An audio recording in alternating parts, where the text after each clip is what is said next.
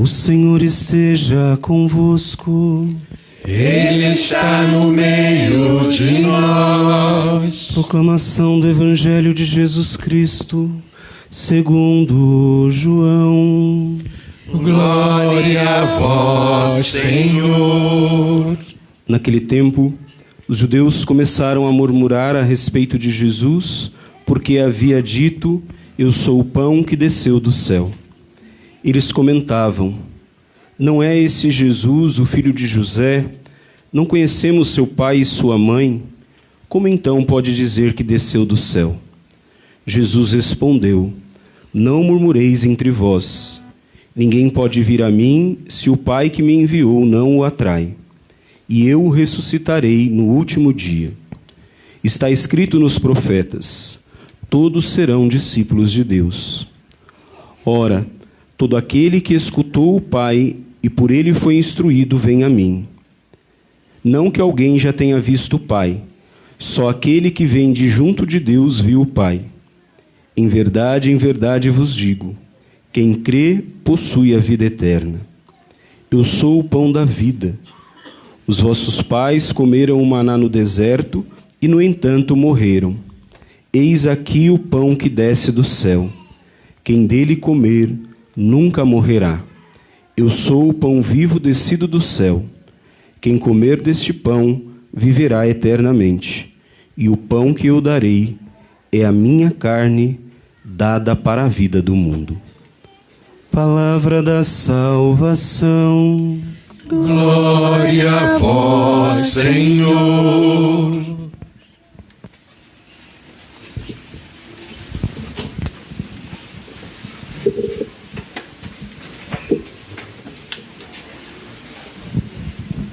Louvado seja nosso Senhor Jesus Cristo. Para sempre seja louvado. Querido diácono Fábio, meus irmãos e minhas irmãs, nós estamos lendo, interrompemos a leitura do Evangelho de São Marcos e estamos lendo João capítulo 6, o Evangelho do Pão da Vida. Já assistimos à multiplicação dos pães, onde Jesus, com 5 pães de cevada e 2 peixes, alimentou uma multidão de 5.000 pessoas, no mínimo. E depois nós ouvimos como havia uma contradição na mente daqueles que presenciaram o milagre. O milagre foi feito, Jesus percebeu que a multidão ficou empolgada, não pelo significado do milagre, mas pelo milagre em si, ou seja, pela materialidade do milagre. E queriam fazê-lo rei. E queriam fazê-lo um líder aqui dessa terra. Imagine, um líder que pudesse alimentar populações inteiras, assim, num passe de mágica. Imagine alguém que pudesse solucionar todos os nossos problemas assim, num passe de mágica. Então, eles não entenderam o milagre. O milagre não era uma mágica. O milagre tinha um significado. Porque eles se afastaram do significado, Jesus também se afastou deles. Para dar tempo, né? Tem pessoas que precisam de um tempo para poder maturar dentro de si o significado das coisas espirituais, o significado das coisas divinas, o significado das coisas do céu, das coisas de Deus. E olha, me desculpe, me perdoe, mas tem gente com 80, 70, 90 anos que até agora não amadureceu, não entendeu. Então não é o tempo cronológico não, viu? É gente velha e que não vai para frente espiritualmente. Velha espiritualmente. Porque uma moça de 24 anos, como Santa Teresinha do Menino Jesus, que morreu com 24 anos, entendeu tudo. A igreja celebra hoje Santa Filomena. Santa Filomena, com 12 anos, tinha entendido tudo. Então não é a idade cronológica, mas a penetração espiritual. É entrar dentro do mistério daquilo que Jesus está dizendo. E aí Jesus, porque a multidão vai atrás dele para ver coisas mirabolantes, que o povo adora uma coisa estranha, uma coisa extraordinária, o povo adora essas coisas. Foram atrás dele, então Jesus aproveita que a multidão veio, e ali, nas portas da sinagoga de Cafarnaum, Jesus começa então o sermão sobre o pão do céu. Então nós estamos dentro agora do sermão do pão do céu. Nós ouvimos no domingo passado Jesus dizendo que ele era o pão do céu. Eu sou o pão do céu. O maná não desceu no deserto? O maná veio da terra? O maná brotou aqui desse mundo? Não. O maná desceu do céu. Eu sou aquele que desceu do céu. Nenhum de nós aqui pode dizer que desceu do céu. Não tem ninguém aqui que desceu do céu. Nós não pré-existimos. Nós passamos a existir no ventre da nossa mãe, quando os gametas se uniram. Ali Deus colocou uma alma espiritual. Ali nós fomos criados. Amém? Ninguém aqui pré-existiu. Nós não somos espíritas. Ninguém aqui pré-existiu. Só um existia antes de toda a eternidade. E se fazendo homem no ventre da Virgem Maria, já existia como Deus desde toda a eternidade. Verdadeiro Deus e verdadeiro homem. E aí a conversa terminou assim, Jesus dizendo que ele desceu do céu, que ele, portanto, é o pão que desceu do céu, assim como o maná alimentou o povo durante 40 anos. Jesus veio para alimentar a nossa fome de Deus.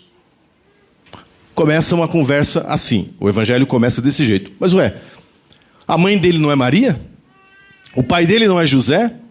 Ele não se criou aqui perto de nós? Nós não conhecemos.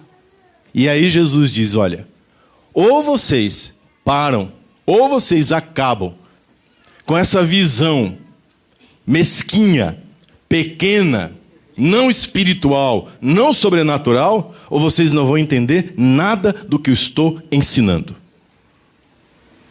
É preciso, em primeiro lugar, que vocês tenham fé. Para você entender quem é Jesus, para você entender que Jesus é o pão da vida, para você entender a Eucaristia, pão da vida é a Eucaristia. É preciso que você tenha uma visão espiritual. É preciso que você tenha fé. A palavra que Jesus usa no original do texto é pistos. Significa que você vai entender alguma coisa, mas você não vai entender tudo, e você acredita porque aquele que está falando é digno de crédito. Amém? Como um filho diante do pai. O pai diz, é assim, assim, assado. Por que você crê? Porque é seu pai. Meu pai dizia, não põe a mão na tomada que dá choque. Eu acreditava. Por quê? Porque era meu pai que estava dizendo. Olha, não vá por esse caminho que você vai se dar mal. Eu acreditava, porque era minha mãe que estava dizendo. Eu creio, não porque eu tenha todos os elementos para entender aquilo que está sendo dito. Amém? Como é que alguém pode ser verdadeiro Deus e verdadeiro homem? Bom, eu entendo, mas não entendo tudo. Como é que eu entendo que Deus se fez carne e veio habitar entre nós? Que Deus, o Criador, Deus, o onipotente, o onisciente, o onipresente, Deus, o Criador do universo. Como é que Deus se fez homem no ventre de uma criatura, no ventre de uma mulher simples, humilde? Como é que Deus, o Criador de tudo, pode se dar a mim num pedaço de pão, que aliás nem parece muito pão, a hóstia... Até o formato dela você tem que ter fé que é pão. A fé começa por aí. Eu tenho que crer que é pão, porque não parece. A igreja facilitou para a fabricação e tudo. Mas acreditar que ali está Deus vivo e verdadeiro. Como é que você dá conta disso? Dá para entender? Dá. Eu faço aqui uma aula sobre a Eucaristia, sobre transubstanciação. Como é que se dá a transformação da substância do pão na substância de Cristo, de Deus. Sim, eu entendo muita coisa. Santo Tomás de Aquino explicou, Santo Agostinho explicou, o Catecismo da Igreja explica, os grandes doutores, os grandes teólogos, mas... no fim, é fé. No fim, você dá adesão, você dá assentimento, você acredita, você aceita, porque é Jesus que está dizendo. Tendes fé. Qual é a grande tragédia? É não ter fé. A grande desgraça de uma pessoa sobre a face dessa terra é ser incapaz da fé. Agora eu vou dizer para você, Jesus dá uma pista aqui, quando ele trata da fé. Ele diz assim, Deus disse pelos profetas que todos se tornariam seguidores, discípulos de Deus. Essa promessa é do próprio Deus. Eu tenho fé porque eu busco com humildade, na presença de Deus, o dom da fé. Eu estava assistindo esses dias uma entrevista de uma grande escritora brasileira que dizia exatamente isso. Ela se frustrava por não ter fé. Ela dizia assim, que coisa triste. Ela dizendo, eu sou ateia, eu não creio em Deus.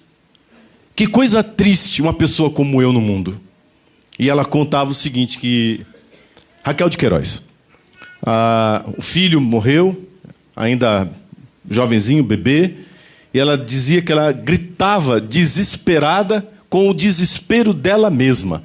Ela com o desespero dela. E ela não tinha a quem recorrer, porque ela não tinha fé. E ela dizia assim, isso na entrevista, falando para a TV, se você que está me ouvindo tem uma fé pequenininha, regue essa fé, adube essa fé, cultive essa fé. Porque esta é a coisa mais bonita que o ser humano pode ter na face dessa terra e eu não tenho. Que mistério é esse? Como é que alguém pode dizer, eu não consigo ter fé? Sabe por quê? Eu vou dizer uma coisa para vocês. Muita gente que frequenta a igreja não tem fé não, viu? Acha bonito os ritos, acha bacana ajudar as pessoas, trabalha, faz um monte... Fé sobrenatural? Fé bíblica? Essa fé que Jesus disse que nós devemos ter? A hóstia se levanta aqui, a pessoa nem olha direito. Ela não consegue encarar o mistério e dizer, meu Senhor e meu Deus.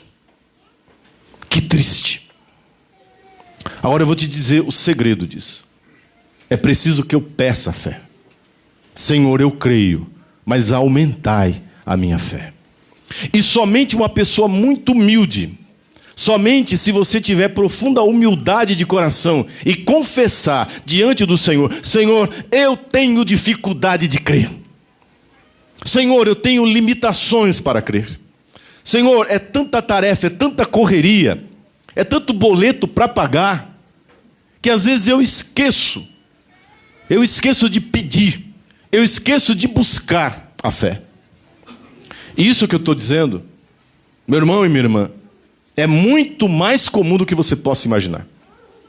Nós, os padres, que atendemos confissão, diácono Fábio, muitas vezes na confissão, quantas vezes na confissão, a pessoa entra para se confessar chorando, dizendo, padre, eu estou perdendo a fé. Eu falo, mas resta um pouquinho? Ah, padre, uma coisinha de nada, então vamos lá.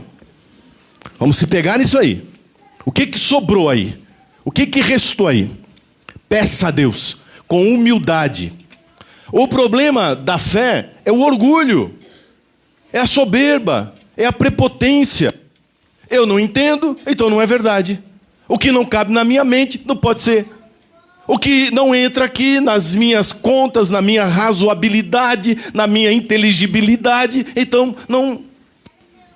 Meu irmão, Jesus disse, Deus fez uma promessa pelos profetas, que todos seriam, todos quem? Aqueles que buscam. Diante da dor, diante de uma tragédia como essa, 62 irmãos nossos, vocês entendem como é que é a vida? Eu vou dizer uma palavra que eu quero que não choque e nem chatee, não fique chateado com o que eu vou dizer. Mas na hora da queda de um avião, o que é não ter fé? O que é não ter fé? Mas a vida, põe uma coisa na sua cabeça, a vida é uma grande queda de avião, só que demora mais. Ali foram 60 segundos, 63, 1 minuto de queda. A única diferença entre aquilo e a vida é que nós nos distraímos e não percebemos que estamos em uma queda. E que de repente a nossa vida chega ao chão. E aí, meu irmão, é que entra o dom, a graça da fé. quando você percebe que isso tudo aqui é efêmero, que tudo isso aqui é passageiro e transitório, amém, que você tenha construído uma família linda, que maravilha que você tenha uma profissão abençoada, que bom que você está prosperando financeiramente, mas meu irmão, deixa eu te dizer uma coisa, diante da fé, diante da vida, tudo isso é nada. Deus, e somente Deus. E aí Jesus vai dizer, então, se você crê, se você tem fé, agora eu te digo, eu sou o pão vivo descido do céu. Quem come deste pão viverá eternamente, não morre jamais. Porque o pão que eu tenho para vos dar é a minha vida dada para a vida do mundo.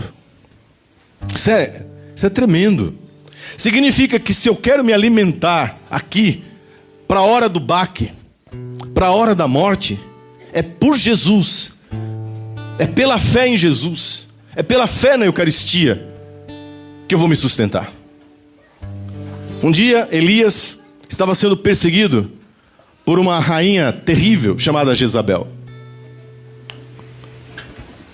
Jezabel era terrível, porque eu já disse isso aqui. A esposa do rei Acabe, uma mulher, quando é para levantar um homem é uma bênção, mas quando é para dar rasteira, rapaz, pensa numa rasteira bem dada. Ninguém dá uma rasteira melhor do que uma mulher.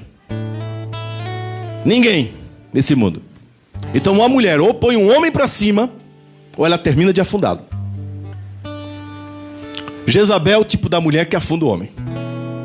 E que Acabe, desobediente a Deus, Deus disse, olha, uma cananeia, é uma idólatra, não serve a Deus, não tem os teus valores, mexe com bruxaria. E Acabe, não, estou apaixonado, gosto dela, sim. Trouxe para dentro da casa, trouxe para dentro do palácio, contaminou Acabe, contaminou os filhos, contaminou a família, contaminou o reino com todo tipo de maldade. Elias foi levantado por Deus, o profeta, para dizer para Jezabel que os deuses que ela adorava eram falsos deuses, eram demônios. Todo mundo sabe como é que é. No Monte Carmelo, os sacerdotes de Baal, a divindade adorada por Jezabel, e o profeta do Deus vivo e verdadeiro, Elias. O fogo caiu sobre a oração de Elias. E Baal ficou calado. Até hoje os profetas de Baal estão esperando o demônio se manifestar. Que o demônio te ajuda até a segunda página. Depois, meu filho, ele cobra. Os profetas de Baal foram passados a fio de espada. E a partir daí, Jezabel fez uma promessa para Elias: enquanto eu não matar você, enquanto eu não destruir você, eu não tenho um dia de sossego. Porque os que servem ao demônio são assim, eles não perdoam. E Elias passou a fugir, passou a viver escondido. E ele estava escondido na cena da primeira leitura. Ele está foragido e escondido. Aquele momento em que dá vontade de você desistir. Eu disse isso ontem. Quando você vê que a maldade prospera, não é? Que os ímpios vão para frente, que é tanta injustiça, você fala, mas dá vontade de desistir. E olha, humanamente falando, Deus entende o seu cansaço.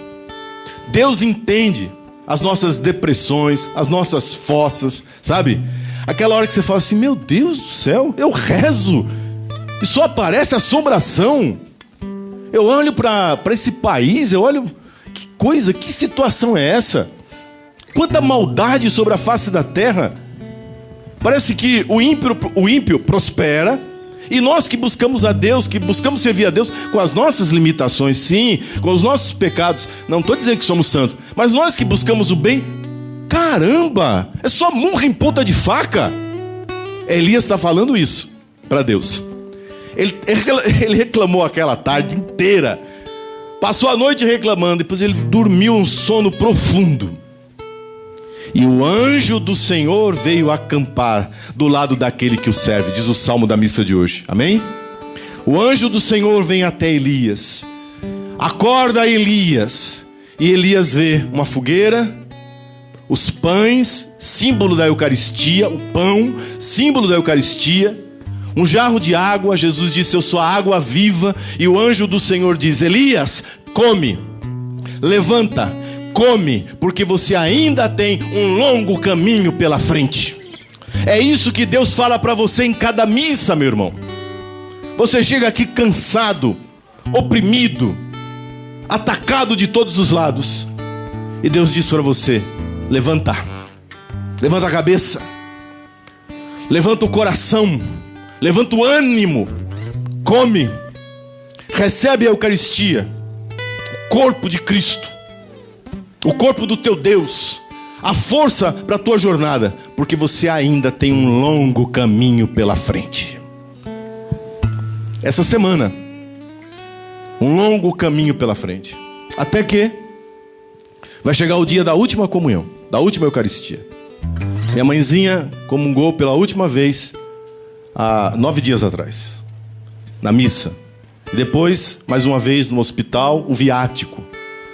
A última Eucaristia, quando você sabe que a pessoa está partindo, chama-se viático. Sabe o que significa viático? O pão da viagem. Então nós quebramos assim, um pedacinho da Eucaristia. Não aguentava. Minha mãe só comeu a Eucaristia, só, nos últimos 20 dias. Só se alimentava da Eucaristia. E só conseguia beber água por causa da Eucaristia. Partimos um pedacinho assim. Mamãe, o corpo de Cristo, a alma, a divindade do teu Deus e teu Senhor, daquele que tem sustentado a tua vida até agora. Um pedacinho na língua dela. Bebeu a água. A última comunhão.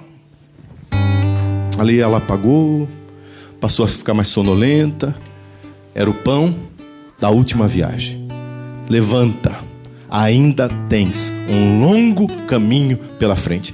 O último caminho, a última viagem, a viagem mais difícil de todas, a viagem que nos tira desta para outra vida, desta casa para a casa definitiva. A paz que um filho sente no coração ao saber que a pessoa que ele mais amou e ama sobre a face dessa terra se alimentou do pão do céu, se alimentou do corpo de Cristo, se alimentou de Deus para a viagem definitiva. Como deve ser triste você perder alguém que não se alimentava do pão do céu. Não estou dizendo que não se salve, viu? Porque Deus tem os caminhos dele para salvar as pessoas. Não é isso não. Estou dizendo para nós que ficamos. Com que conforto? Não é verdade? Com que paz? Daí a necessidade, eu termino, de nós comungarmos cada vez como se fosse a última vez. Cada vez como se fosse a derradeira. No avião tinha um casal de ministros da Eucaristia. De ministros da Eucaristia, como vocês, que davam o corpo do Senhor à comunidade.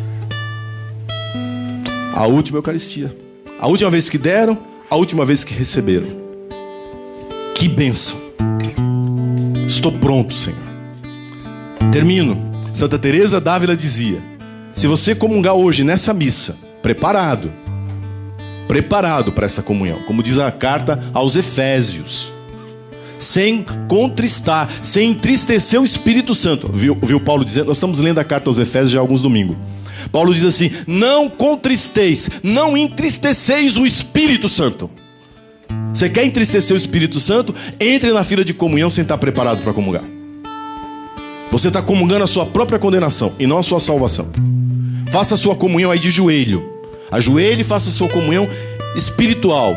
Faça um compromisso com Deus. Senhor, essa semana eu vou me confessar, porque é um pão que nos alimenta para a vida da tua graça. E eu não estou na vida da tua graça. É um pão que me alimenta para o caminho. E eu não estou no caminho. Eu errei, eu pequei, eu não estou no teu caminho. Então veja como Deus se agrada do honesto. Veja como Deus se agrada da alma humilde, daquele que se ajoelha e confessa o próprio pecado.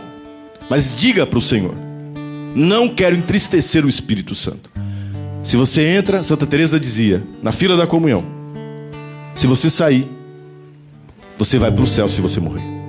uma única Eucaristia bem feita nos leva diretamente para o céu, sem passar pelo purgatório. Vai direto. Não é tremendo isso?